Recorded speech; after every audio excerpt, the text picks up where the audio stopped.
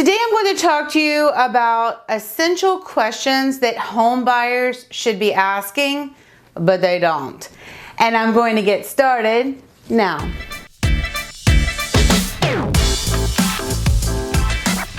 Hey everyone, my name is Jamey Prezzi. I'm a real estate agent in Miami-Dade and Broward counties. I work with my husband, Ognjen Prezzi, and our team. Today I'm going to be talking to you about some essential questions that home buyers should be asking about buying real estate in Miami-Dade or Broward counties, but they don't. They don't ask these questions. And what's even worse is when I'm doing a buyer consultation and I start going over these questions, I see or concerns or things to think about. I see some of the buyers' eyes start to glaze over because it's information overload. And they don't realize very often why they need to know about these things until they actually get into the transaction.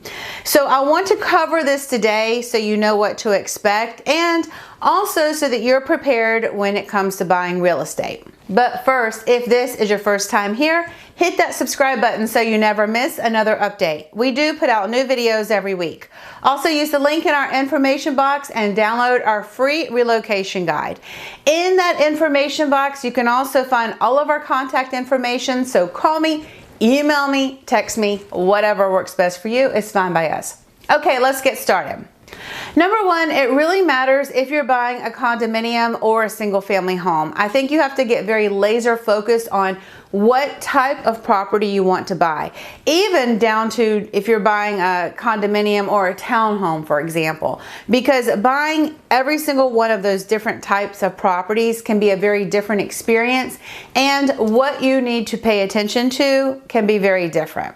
Next, I think you have to be very careful when it comes to choosing someone to help you with financing. Local lenders, I find, and they don't have to be local like physically here, right here in Miami. They just need to be people who really understand the nuances of buying real estate in our area.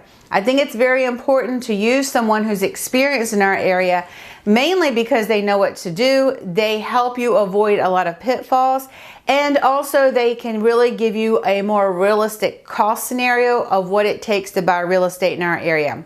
I've had sometimes lenders give quotes to buyers that are grossly under what they need to pay for property taxes and insurance, and that was only because that particular lender wasn't super experienced doing loans in our area. So just have to be really careful with that. With that said, I think a lot of buyers really underestimate the cost of property taxes. I always recommend that buyers do two things. There's kind of an average price that you can kind of guesstimate the yearly property taxes. However, there's also calculators online that you can use to estimate the cost of the property taxes in that area. What you should not be doing is using the current owner's property taxes as a way to gauge what you will pay every year. I can guarantee you it will probably be much more than what the current owner is paying. If that owner's owned the property for a very long time, they are probably capped in, and they may also have some other deductions that just won't apply to your situation of your owning that property. So you have to be really careful with that. Use the calculators also, because there are different cities within Miami-Dade and also Broward, and the cost of property taxes can vary based city to city. So you have to be really careful about that. I know I said that like 3 times now, but just be careful. Another thing that people sometimes don't ask enough questions about and don't really understand is the cost of insurance and owning that property. Now, if you're buying in a condominium, that's going to be very different than purchasing a single family home and the cost of insurance in a single family home. So let's just forget the condominium purchase for the moment and just really focus on townhomes that act as single family homes and single family homes. There will be at some point in the process where you get an inspection done, and in that inspection you'll have a 4-point and a wind mitigation. You can send those reports over to your insurance agent and they can give you quotes for how much it costs for the insurance. There are a lot of little details that go into quoting insurance. A few things are the condition of the roof, the condition of the HVAC systems, electrical and plumbing, and some other details. Are all of the openings in the property impact resistant? Do they have the stickers? Can they actually see that they are real impact windows? And that's another long story that we can talk about at a buyer consultation. but all of these little details can affect the cost of insurance. Another thing that can affect the cost of insurance is if the property is in a flood zone or not, and the cost of flood insurance. So all of these little details matter, and you have to get laser focused on the property and your budget and know what you can afford and what you want to buy and what you want to spend every month, every year. Because these little details, all of them, go into the cost of actually buying that property and owning it from year to year. And I think unfortunately people just don't pay enough attention to the details. Another thing that people should really pay a bit more attention to is the cost of the utilities of owning that property. We live in an area where it's very hot and humid, so the AC needs to be on throughout the year at around 78 in order to prevent mold and moisture situations that create mold situations. So owning a property here and the utilities may be a bit more than where you come from. Also, if you're buying a single family home, you'll have water, maybe you'll have a pool that you'll have to maintain, and also, you know, take care of your landscaping and just the cost of overall utilities and upkeep on that property throughout the year. Another thing that's really important to pay attention to is the daily commute. If you're buying real estate and you're not very close to where you live or work every day or where you have all your daily activities, I would really recommend that you do that commute during rush hour and at many different times throughout your process of buying here, so you can make sure that you're okay with that commute every day. Some of the traffic in our area can be very tedious, and I mean tedious. So you need to be very careful about where you buy if that's really important to you. So always take into consideration that commute that you'll have to make every day. Another thing that's really important to think about is thinking about the future costs and renovations of that property.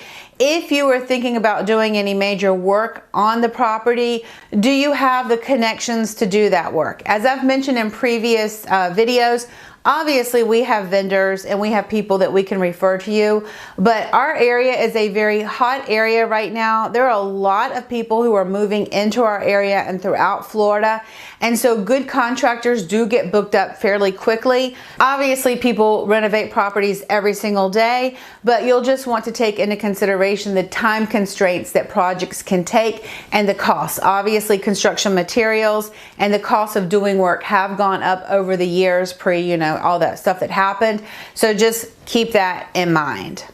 Very often people really underestimate the time that they will be in a property. Things happen in life. As a real estate agent, I've seen it year after year where people thought they were going to be in a property for a very long time and that they were going to renovate it, they were going to turn it into something different. And something happens in life and they need to sell it the next year or 2 years down the road. It's very important to think about the appeal of that property to numerous other buyers. As we say in real estate, location, location, location. That's a really important thing to think about because you just cannot replace the location of a property. Also, the functional obsolescence. Is it a funky property? Does it only work for so many people? You know, like taking the bathtub out. That's another controversial topic that I'll talk about another day, but try to buy a property that you think could appeal to as many buyers as possible. Buyers often focus on their immediate needs right now and what's important to them. But we always encourage our buyers to sort of think in a long-term strategy mentality, because things happen in life and you want to make sure that you buy the best property that you can for the money and budget that you have today and the budget that you have to maintain that property on a month-to-month and year-to-year basis. Asking some of these essential questions can really go a long way when it comes to buying real estate in our area. There's so much to know, and our area has so many little details that are important to know. And a lot of our buyers will always say to us, especially me because I manage the transactions, they'll say, "Oh, that's what you were talking about. Okay, I get it now." Because sometimes it's just too much to go over during a buyer consultation. And I get it. It is information overload. But trust me, we will guide you through the process. We'll help you think about these things and we'll help point out important things that you need to know. Okay, that's it for today. I hope you found this helpful. My name's Jamey Prezzi. This is my husband, Ognjen Prezzi. You can find us online on Instagram @the Prezzis, and we will see you soon.